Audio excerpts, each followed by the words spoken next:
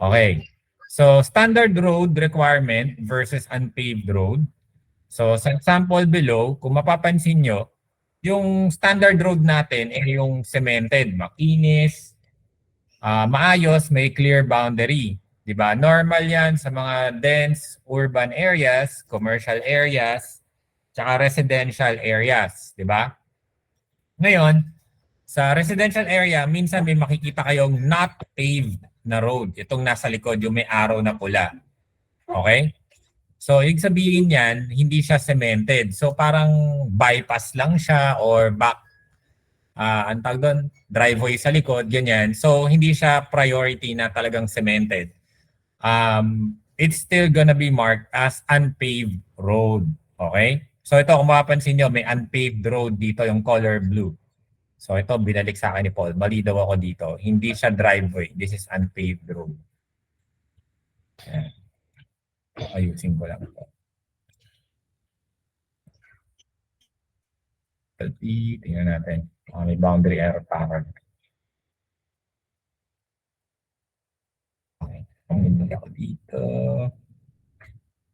So, okay. So nakita niyo yung difference ng paved road versus unpaved road. Yan. So ito, paved road to. Yan, makikita nyo to. Yan, unpaved road. Unpaved road, okay, unpaved, common yan sa mga industrial area. Paved road naman, yan yung mga highway, ganyan, okay? So guys, wag malilito. Kasi ako nalito ako nung una. Sir, Oh, English daw po, sir. May bago yata pumasok na ano. okay, sorry. Boss, open ako stream link, boss. Full na tayo rito. For those who want to restream, please do so. If the link is full. Boss, nilagay ko po sa sa chat box yung stream link. Okay. For those, okay. Thank you. So we have to make sure that we fix this. Okay. All right. So this is unpaved road, guys. Boundary overlap, where? That's why. Okay. Good. So guys, the difference, again, this is a unpaved. When you say unpaved, it could be smooth, but it's technically just sand or gravel. Okay, of course, in the long run, the sand and gravel will smoothen out. So it will look like a paved road, but it's not. Okay, so this is common scenario in industrial areas. So if you're gonna look at the road itself, this one has a clear boundary. Cars always gets on it. Okay, so this one is unpaved. Clear, guys? Questions? So, dirt road, sir, in short, sir.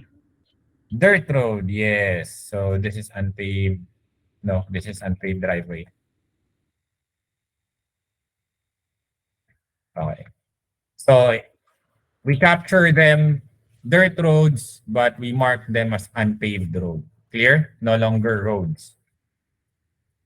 Okay. Back to the training material. Paved ground versus unpaved ground. So this is for stage 2. We don't have this yet, but to make sure you're also aware, paved ground, those are when you say pavements, the common pavements that we know, we don't mark them as parking lot. We don't know what's the use. Okay. Sometimes you just put a stockpile on it and it's used just to place all the stuff, big stuff. They are called pavements. Okay. So if you look here in the figure 1, the red arrow indicates an area with a uniformly white color and smooth surface, representing a standard paved ground. Okay, so this is a pavement.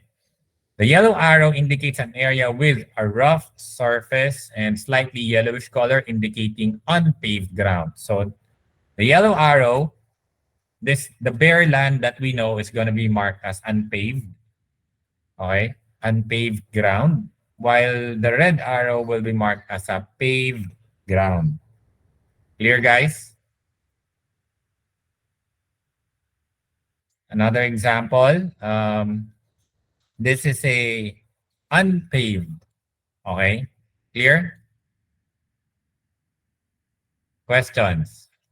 So as long as it's not cemented, it's not shiny and bright, it's unpaved. Clear, guys?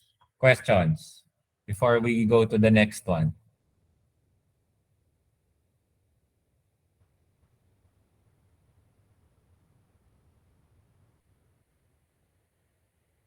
Okay, next.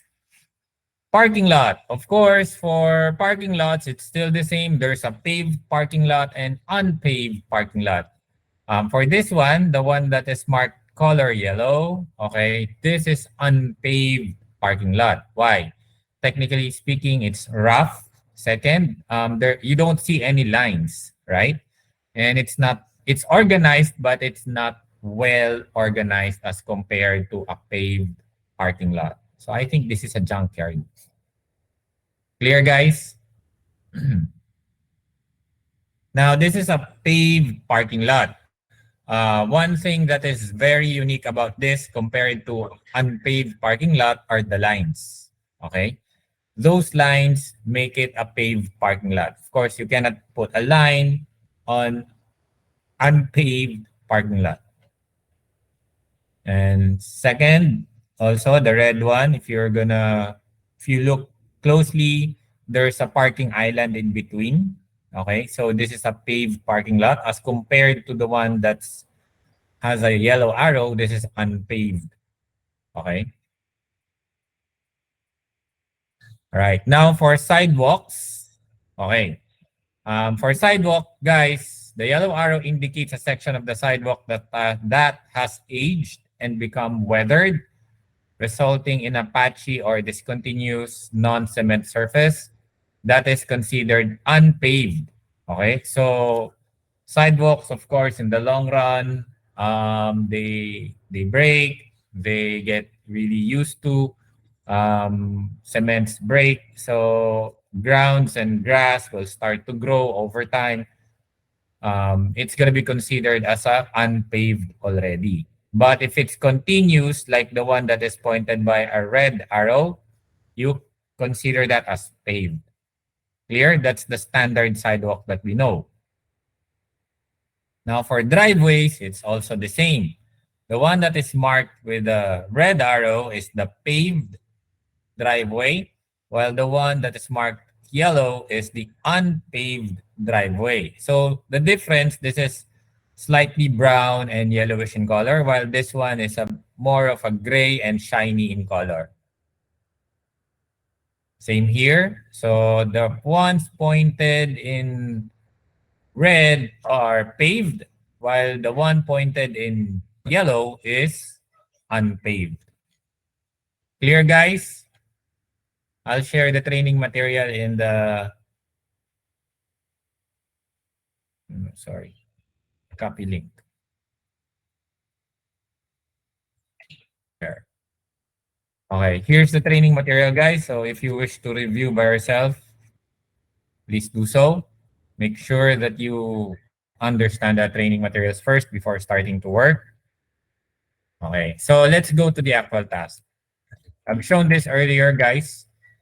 So this is a unpaved road, and this is a paved road, guys. So this is correct already. And guys, do not overthink, because if you do, of course, it will take you time to finish a task. Sometimes you have to accept system results. You just need to check clearly if it's a paved or unpaved. Okay, for this one, there's none. So just submit it.